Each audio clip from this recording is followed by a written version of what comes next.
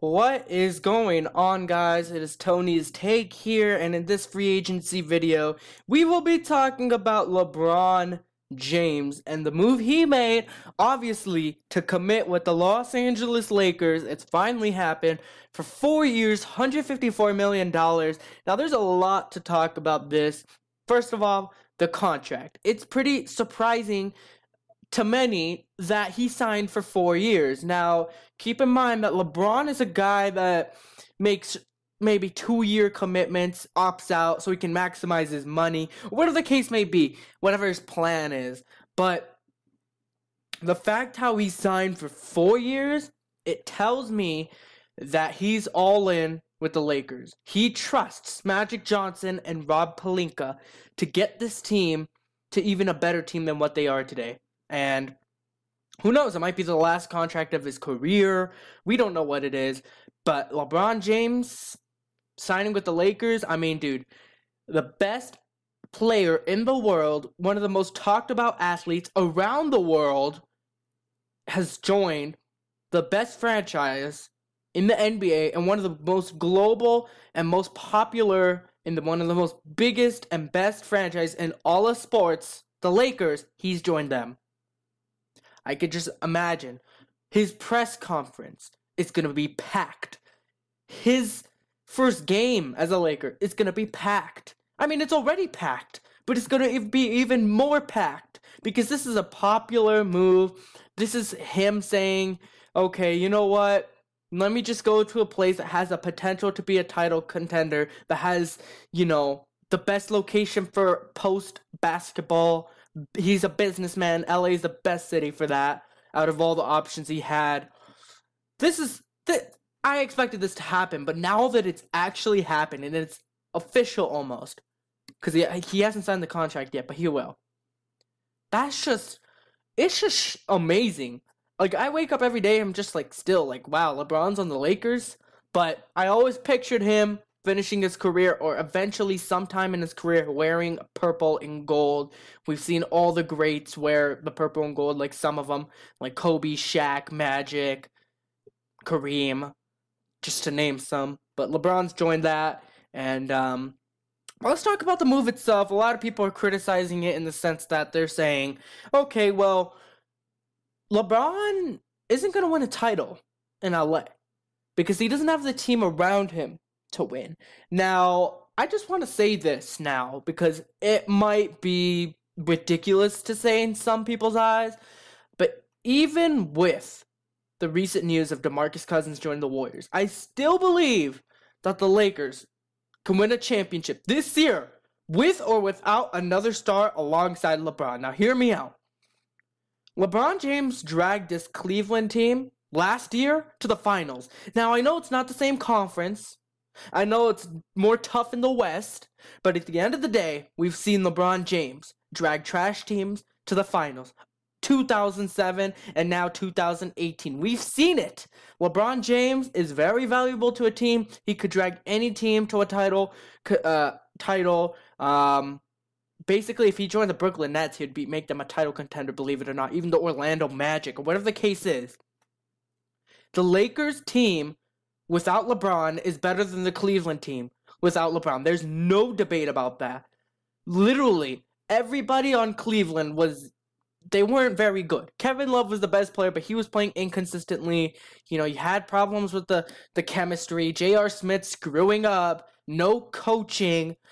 The system was not there. Bad front office. It was just toxic environment for LeBron at that time. Now, I believe if Cleveland was still a title contender, LeBron might have stayed. But LA was easily the best option. When you take a look at the young core that they have, I just don't know how people could possibly have, Cleveland over LA or Philly over LA. It just doesn't make any sense. Now, when we take a look at the Lakers and their roster of what they have without LeBron James, that's easily a really good roster. Listen, they were a 35-win team last year. Now, you might say, okay, 35 wins, that's not very impressive. But if you've never watched the Lakers and you say that, that's a wrong statement. Let me tell you something. They lost 11 games last season by 5 or less points. Ingram missed 23 games and Lonzo missed 30. They could easily jump to a 50-win team with the right moves and the growth. Ingram has shown major improvement from year 1 to 2, and people are bashing on Ingram year 1 because he averaged 8 points and 2 assists. But this year, I think he's averaging like 16 points, 6 rebounds, or something of that sort. He has shown a lot of potential to be a superstar in the league. Kuzma, who was not on the Laker roster 2 years ago, but last year, a rookie out of Utah, he's great. A scorer, a three-point shooter.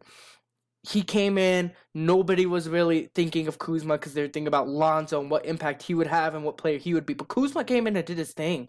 27th pick, and you come in and you average 16 a game. Then you have Lonzo. A lot of people like to bash on Lonzo because of his family or whatever the case may be, his rap music, whatever.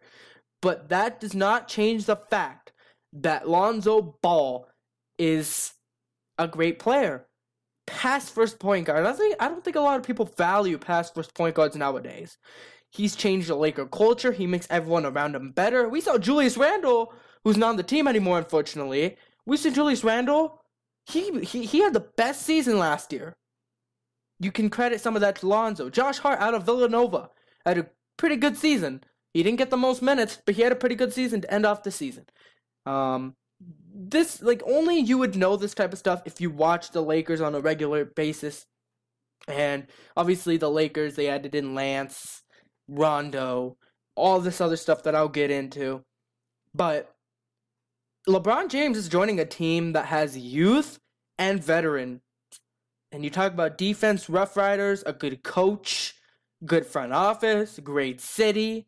Great situation going on in LA. I believe they can contend for a title this year. I don't care what anybody says. This is LeBron James we're talking about. If people can call him the GOAT, then he can drag this team to the finals this year. We saw the same situation with Cleveland. I know they had Kyrie, but LeBron James even said it himself, I don't think this team is ready enough to make it to the finals. They made it to the finals, and they could have won the championship that first year that LeBron joined. So LeBron can easily make the Lakers into the finals. They can drag him into the finals this year. But yeah, I'm just so excited. I'm just really excited LeBron's a Laker. I mean, it's great. And I think they could be a top 3 team in the West, especially with teams like San Antonio, end of an era possibly. I just think the Lakers could be a number 3 team in the West, especially with Houston losing Trevor Ariza. We don't know what's going to happen with Clint Capella because teams like Atlanta can overpay him and they'll lose Clint Capella too. So the Lakers are slowly rising into the top of the West. So it's really between them and Golden State and Houston. So we'll see what goes on with the Lakers. But let's say they do add in another star, Damian Lillard or Kawhi Leonard.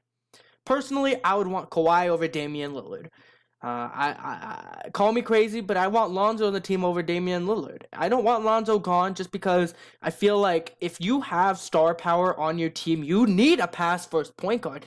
Damian Lillard's not a pass-first point guard. That's not saying that he's bad.